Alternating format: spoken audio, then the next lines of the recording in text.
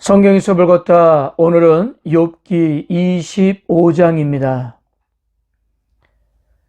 하나님이 통치하시는 세상의 불의한 모습에 대해 욥이 발언을 하자 이제 마지막으로 빌닷이 답변을 합니다. 빌닷의 말은 아주 짧은데요. 이제까지 자신과 친구들이 했던 말을 반복할 뿐이었습니다.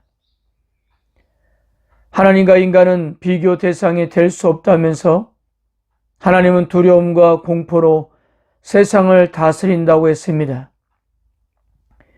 24장에서 욥은 하나님이 악인들을 심판하지 않고 침묵하시기에 약한 자들이 고통당하고 있다고 발언했는데요. 하지만 빌닷의 관점에서는 그렇지 않다는 거예요. 하나님의 통치는 악인들에게 두려움과 공포를 일으키기에 그들이 감히 하나님을 두려워하지 않고 악을 범할 수 없다는 것이고, 하나님은 높은 하늘에서 모든 것을 내려다 보시기에 의인과 악인을 정확하게 판단하셔서 이 땅에 평화를 이루시기 때문에 악인들은 반드시 심판을 받을 것이고 의인들은 부당한 대우를 받지 않을 것이라고 했습니다. 빌닷의 이런 주장은 한결같이 욥을 악인으로 전제하고 있는 것인데요.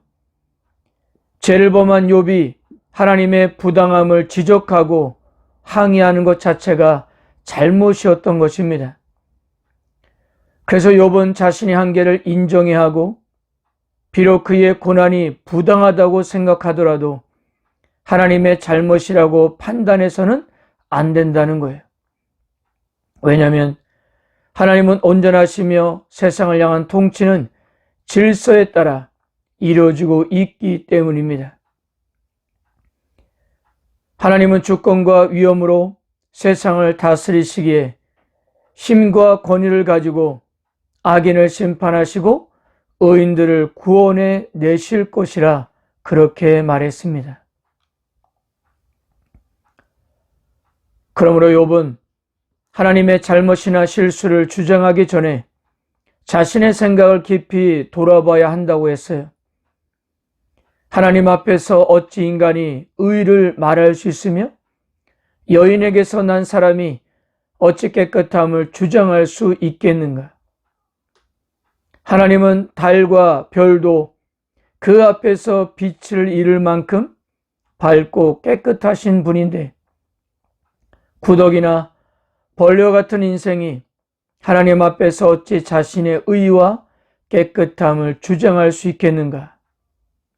따라서 욥은 분수에 맞게 하나님 앞에서 겸손해야 한다고 말했습니다.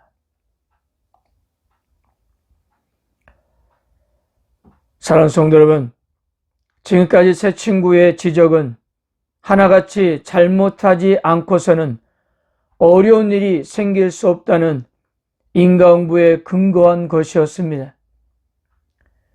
제가 욥기를 시작하면서 계속적으로 말씀드렸지만 이는 성경에도 나와 있는 중요한 원칙 중 하나이며, 이 원칙을 통해 하나님의 공의의 일면이 드러납니다. 신명기에서 모세를 통하여 선언하신 복과 저주의 약속이 대표적인 예예요. 이는 하나님의 통치의 질서이자 원칙입니다. 그런데 욥기는 하나님의 다른 속성을 보여준다고 할 수 있는데요. 시편 103편을 보면 여호와는 긍휼이 많으시고 은혜로우시며 노하기를 더디하시고 인자하심이 풍부하시도다라는 구절에서 드러나는 하나님의 속성입니다. 율법이 하나님의 의인 것처럼 예수 그리스도를 말미암는 은혜도 하나님의 의입니다.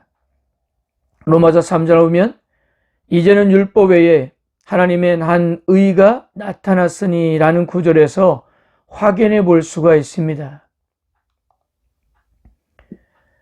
분명 빌닷이 말한 것처럼 인간은 하나님 앞에서 한없이 초라하고 보잘것없는 죄인이고 구더기나 벌레 같은 죄인으로 하나님 앞에 나아갈 수 없는 존재였습니다. 그러나 하나님은 그런 죄인들을 구원하시기로 작정한 것이 아니겠습니까? 독생자 예수 그리스도를 보내줘서 하나님과 관계를 회복하도록 구원의 길을 열어주신 것입니다. 그러므로 우리들은 피조물의 연약함에 사로잡혀 죄인의 태도를 고수할 것이 아니라 하나님의 자비와 긍휼을 신뢰하면서 더욱더 담대하게 하나님께 나아가야 합니다. 이렇게 죄인임에도 불구하고 거룩하신 하나님 앞에 나갈 수 있는 것은 우리의 수고와 공로 때문이 아니라 우리를 사랑하셔서 구원하신 하나님의 긍휼 때문입니다.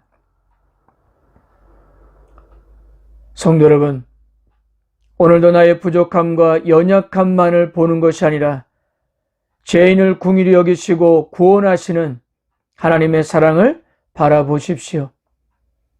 하나님의 긍휼과 은혜는 우리를 특별한 존재로 세워주신다는 거예요. 오늘도 이 한량없는 은혜에 응답하며 사는 하루가 되시기를 바랍니다. 아멘.